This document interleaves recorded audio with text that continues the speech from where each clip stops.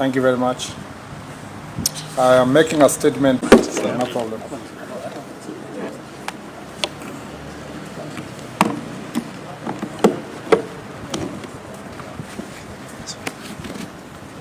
What's up?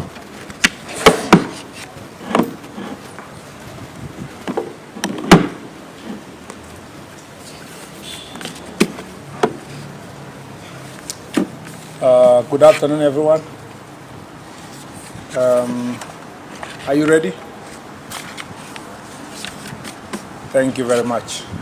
Thank you very much. I am making a statement this afternoon to update the country on the state of investigations into the chaos witnessed in parts of the country on the June 25th and July 27th of the July 7th, sorry, on the June 25th and July 7th this year. On 25th of June 2025 and July 7th of 2025, criminals in different parts of the country visited raw and unprecedented terror on innocent citizens, causing distress, disruption, mayhem, and untold destruction. On these 2 days, marauding gangs of looters and barefaced anarchists broke into private business in multiple parts of the country, thrusting many individuals and families into poverty.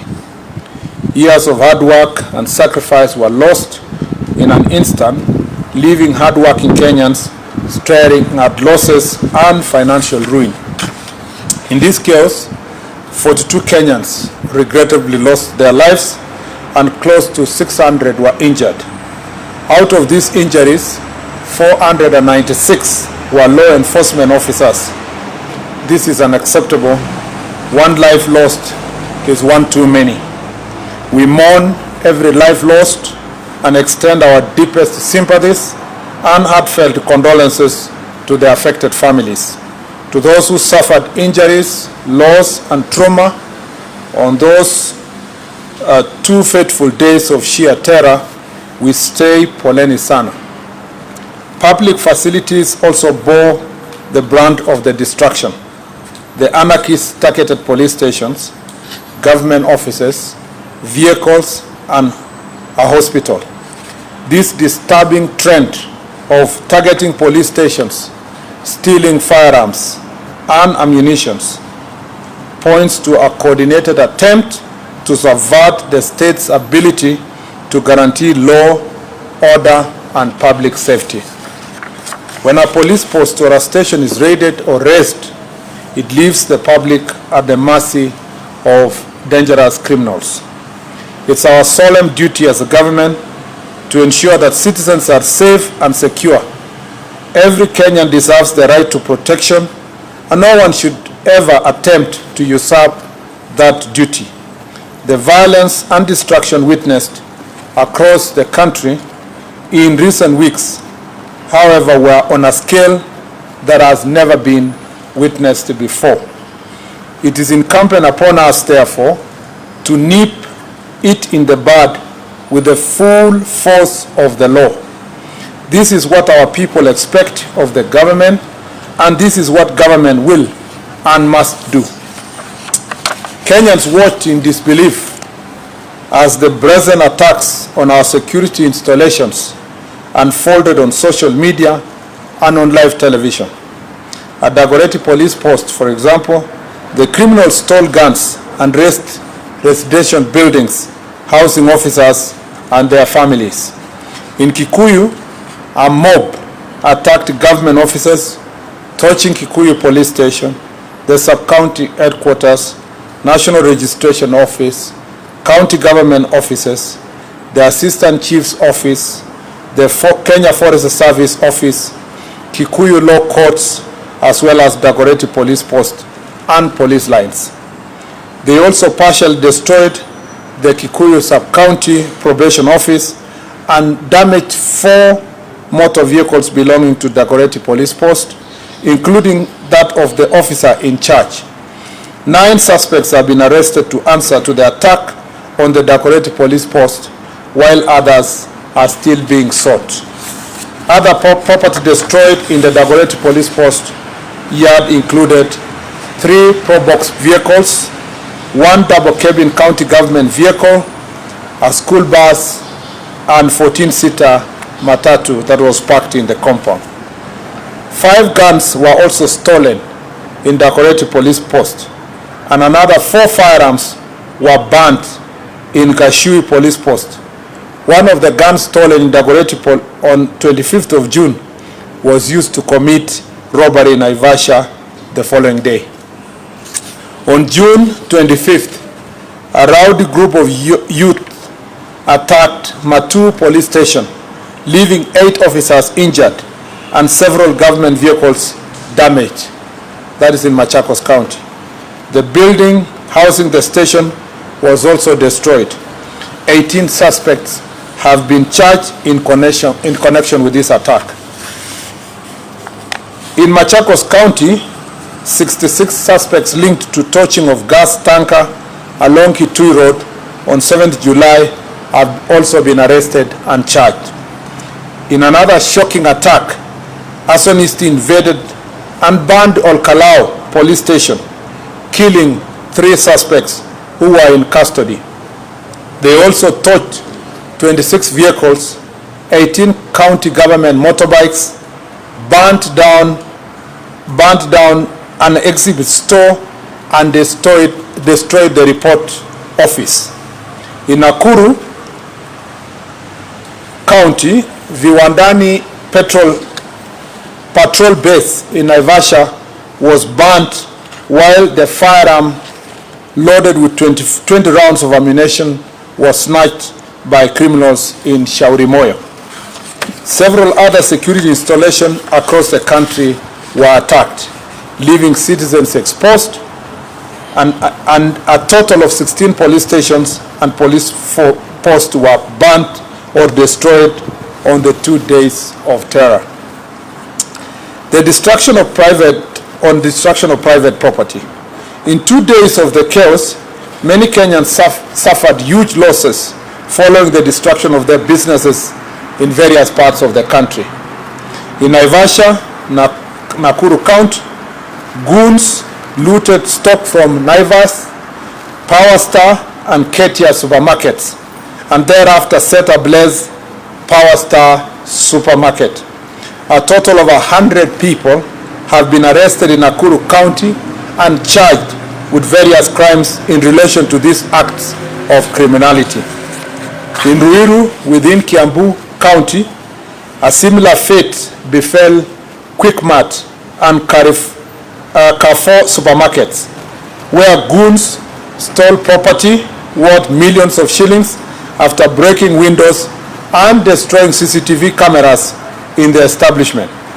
A total of 86 arrests were made over the crimes committed in the county in the 2 days, and various charges have been preferred. Naivas supermarket within Nyeri town was also broken into and goods worth millions of shillings carted away. 21 suspects have been arrested in connection with this criminal activity. On the same day, a group of rioters invaded Mountain Mall within Kasarani area in Nairobi County, where they looted goods from Naivas supermarket and other shops within the mall. 3 suspects were arrested and arraigned accordingly. At Kidurai 44 area, another set of criminals invaded Kasmart supermarket. In Eldoret, goons broke into Ketia supermarket and stole goods worth millions of shillings, and 12 suspects were arrested and arraigned. In Meru, a group of thugs set ablaze Muguna's supermarket using suspected petrol bomb. Years of investment went up in flames. The criminal elements stole alcoholic drinks also from the 7-Eleven bar. Selenite supermarket was not spared in the looting and the mayhem. 40 suspects have been arrested in Meru, in relation to these criminal acts. In Kirinyaga County, 21 suspects linked to the looting of Nice City supermarket in Mwea town were arraigned. Gangs also torched the Kirinyaga Central NGCDF offices, leading to the arrest and arraignment of 4 suspects. In Kagumo town, mobs broke into county supermarket and stole goods worth millions of shillings. 2 suspects have been arrested and arraigned in connection with the incident, and others are still being pursued. In other reprehensible incident, marauding gangs stopped operating theater at the Kitengela Sub-County Hospital, interrupting an emergency cesarean section and terrorizing patients and medical staff. 2 suspects have been arrested and arraigned in court for this heinous crime. The 2 were granted bail of 50,000 shillings, surely 50,000 shillings only, after invading an hospital and interrupting a cesarean operation. Only 50,000 shillings were granted as cash bail. These lenient bail terms are unacceptable.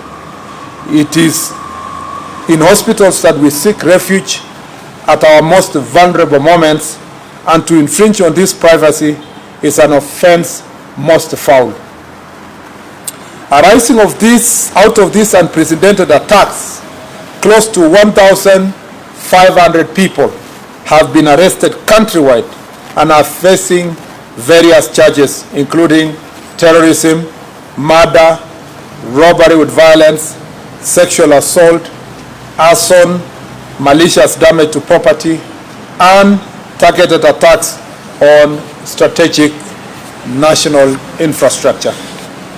Of these, 50 individuals are currently under investigation by various crimes investigation units, while 71 cases are being handled by the anti-terrorism police unit for offenses related to acts of terrorism.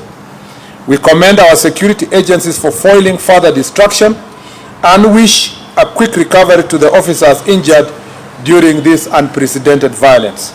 The operation was made possible through timely intelligence, which revealed plans to target critical infrastructure, including transport systems.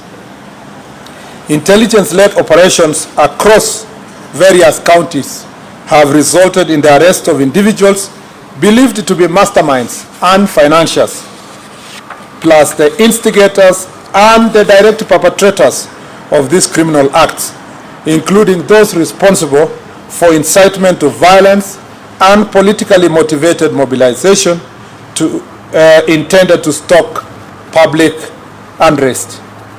Those who incited, organized, funded, or executed these attacks will face the full force of the law. The financiers and political sponsors of this mayhem are being investigated and will soon answer for their crimes. Similarly, any police officer accused of unlawful use of force will face the law. As I speak, one police officer has already been arraigned and is facing murder charges. Further, any excesses by law enforcement officers will be investigated and appropriate action taken on those found to be culpable. Cognizant of the raging debate and national concerns on the use by security personnel, I will this Friday, pursuant to Article 245(4) of the Constitution, be issuing a policy directive to the Inspector General of Police on the use of force and firearm by law enforcement officers. What was witnessed on 25th of June and 7th July was stark testament to the extent to which the sponsors of this anarchy are ready to go to subvert the Constitution. This was not protest. It was pure premeditated criminality, deliberate, dangerous, and deeply disturbing.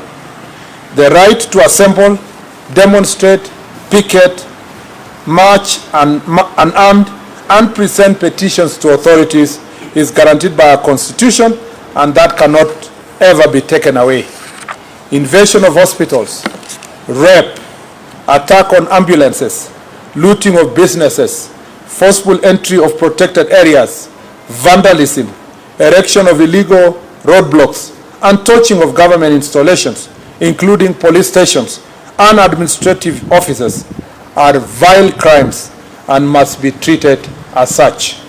We cannot, as government and as a nation, normalize the senseless loss of lives and livelihood and the threat to peace and stability. I once again urge all citizens to reject and denounce violence. I ask all Kenyans to channel their grievances through legitimate and constitutional means and deny criminals the chance to destabilize our great country. To the financiers, organizers, executors, take note. This reign of terror against the people of Kenya and the impunity of criminal gangs must come to an end at whatever cost. Asante sana, and God bless Kenya. Thank you very much. I assume there is no questions. My statement is very clear, and I do not intend to take questions today. Yeah? Asante sana. God bless you. Do you must ask a question? Okay, I'll take only 3 then. And must include one lady. Thank you so much, CS. Even as you talk about policy on the use of firearms, there has been concern about the operation security officers use during riots and demonstrations. For instance, there has been incidences where civilian officers and civilians use very heavy firearm, and some of them are wounded, and some of them are also using civilian registration number plates for vehicles, the so-called Subarus. Is this particular policy also going to inform or address these concerns? Because in some instances, and especially from the human rights group, they are labeling this squad as a killer squad. And this also has been voiced and reiterated by the opposition, led by the former Deputy President Gachagua, who says there is 101 units.